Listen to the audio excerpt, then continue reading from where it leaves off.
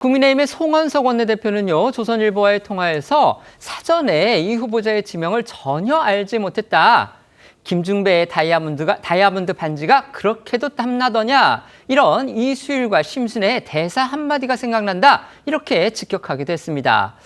국민의힘은 이 후보자를 선택한 이재명 대통령의 진짜 속내도 의심하고 있습니다. 네, 권영세 의원은 이 대통령을 겨냥해서 성남시장 시절부터 지금까지 협치와 화합, 통합은커녕 그와 비슷한 내용조차 찾기 힘든 가장 분열적인 인물이라며 이해훈 후보자를 선택한 것은 김병기 원내대표 논란 등 이 여권의 악재를 피하기 위한 꼼수다라고 주장을 했습니다.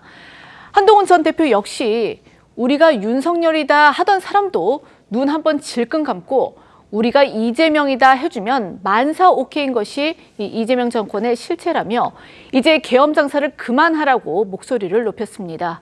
국민의힘에서 나온 목소리 들어보시죠. 배신자, 변절, 한마디로 그렇게 규정을 하고 있는데요. 이재명 정권의 교활함에 다시금 놀랍습니다. 영혼을 팔고 자리를 구걸하는 저열한 인간으로 보고 있는 그런 사람을 데려다가 자리를 줘놓고 그것을 탕평이라고 볼 사람이 누가 있겠습니까? 배신자들을 이용해서 자신들의 정권의 이익을 챙기려는 그런 더러운 정치의 한 모습이 아닌가 생각합니다. 정말 정치 도의상 있을 수 없는 일이 일어났다고 생각을 합니다. 우리 당과 또 국민들을 배신하는 그런 행위고 내년 지방선거를 앞두고 여러 가지 이게 선심성 표주기 예산 이런 것들을 굉장히 지금 내년도 예산안에 담아놨거든요. 그런 자리에 이런 사람들을 앉힘으로써 말 그대로 이 문제가 터졌을 때 희생양으로 이용하기 위한 그런 속셈이 저는 담겨 있다 이런. 민주당의 속사정도 좀 복잡해 보입니다. 공식적으로는요, 탕평 인사다 이렇게 치켜 세웠습니다. 하지만 내부 일각에서는 부글부글 끓고 있는 분위기가 역력합니다.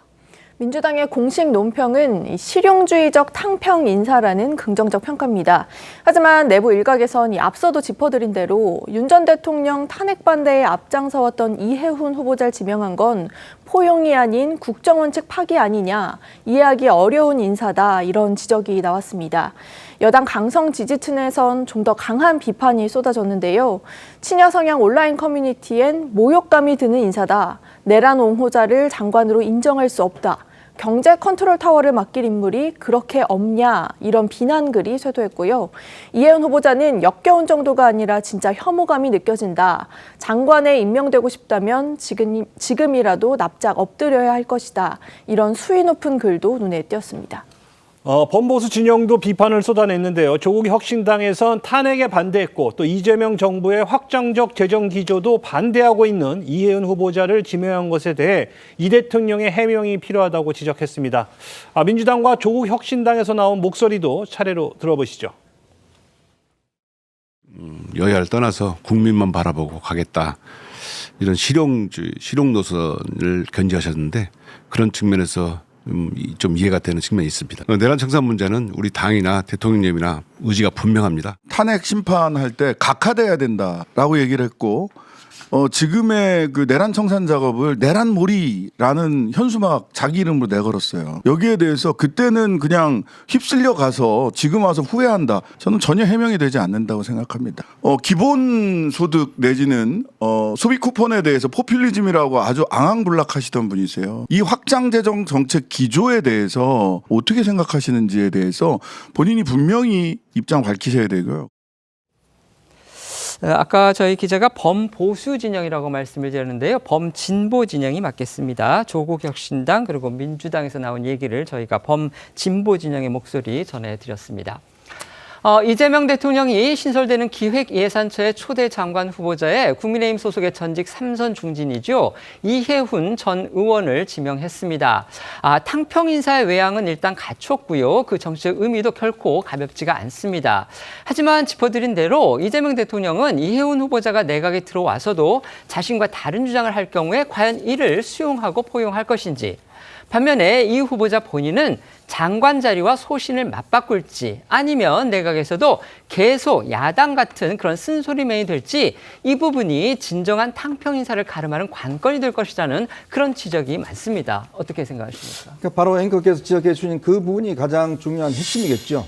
일단 지금 이 이해운 후보자 같은 경우는 그 평소에도 보수적인 경제 정책 이런 것들을 주장해 온 분입니다.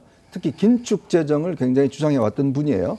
자, 평생을 이런 주장을 해왔고 이에 만점에서 이제 여러 가지 정책들을 입안을 해 왔었는데 문제는 이번에 이제 기획예산처 장관 후보자가 되면서 그러면 지금 이재명 정부는 이미 내년 예산뿐만 아니라 이 확장 재정을 기본적인 중심축으로 하고 있습니다. 자, 그렇다면 이 이해운 후보자의 정책과 지금 정면으로 충돌하는 것인데 그렇다면 이 이재명 정부의 입장이 바뀐 것인지 아니면 이해운 후보자의 어떤 소신이 꺾인 것인지 그러면 이해운 후보자의 소신이 꺾였는데 굳이 이 후보자로 어떤 발탁할 이유가 있는 것인지 아마 그런 부분일 겁니다. 특히 이해운 후보자가 뭐 타고난 능력이나 어떤 뭐 독특한 능력이 있는 게 아니라 사실은 뭐 저 정도 되면 사실은 여권 내에서도 충분히 아마 후보자들이 많을 텐데 굳이 아마 했다는 것은 여러 가지 정치적 이유가 있을 겁니다. 즉 뭐냐면 지금 야권에서 어떤 윤어게인 세력이라든 이런 세력들의 어떤 사실상의 어떤 뿌리를 흔드는 뭐 그런 측면의 어떤 정책 계산도 분명히 있을 겁니다. 그렇기 때문에 그동안 보면 이 김성식 지금 위원장뿐만 아니라 이렇게 야권 진영의 인사를 영입함으로 인해서 사실상의 보수 진영의 어떤 이 세를 쪼그라뜨리는 그런 효과는 있을 텐데 이제 문제는 과연 이제 이 여권 진영에서 이를 수용할 수 있느냐 여부일 거예요. 그리고 아마 청문회 과정이 쉽지 않을 겁니다. 아마 여러 가지 어떤 의혹이나 이런 검증이 시작된다면 글쎄요. 아직까지 저는 이렇게 후보자가 임명되는 것은 아직까지 확정짓기는 어렵지 않나 싶습니다. 네. 이게 이제 정치도 그렇지만 결과도 물론 중요합니다. 하지만 이제 과정도 중요하다고 하잖아요. 그러니까 보통 이제 다른 당의 그것도 현역 지구당 위원장, 그러니까 뭐 이제 정식 명칭은 당협위원장이죠. 당협위원장을 임명할 때는 적어도 그 당의 지도부한테 어떤 사전에 양해를 구한다든지, 그 다음에 이 후보자 본인도 어쨌든 검증 기간이 그동안 분명히 있었을 텐데 왜 미리 지도부한테 그런 어떤 언질이나 이런 거를 전혀 주지 않고서 언론을 통해서 그 사실을 알게 했느냐. 지금 이 부분과 관련해서 국민의힘 지도부의 어떤 격앙된 분노가 상당히 큰 것 같거든요. 이 부분까지 한번 감안해서 논평을 좀 해주시죠. 저는 국민의힘 지도부에서 사실 이제 뭐 본인들의 어떤 경제와 관련된 인사를 또 이재명 정부에게 뺏겼다라고 또 기분 나빠할 수는 있다고 생각을 합니다. 그런데 뭐 미리 알리지 않았다 이런 걸 가지고 트집을 잡는다는 것은 과연 국민들이 이해를 해줄 것인가? 그러면 우리가 보통의 인사를 할 때 깜짝 인사라고 하잖아요.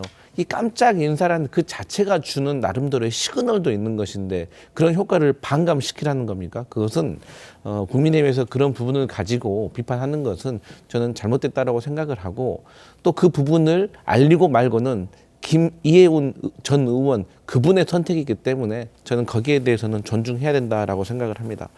그러니까 이재명 정부에서는 사실 송미령 농축산식품 장관도 유임을 시켰습니다.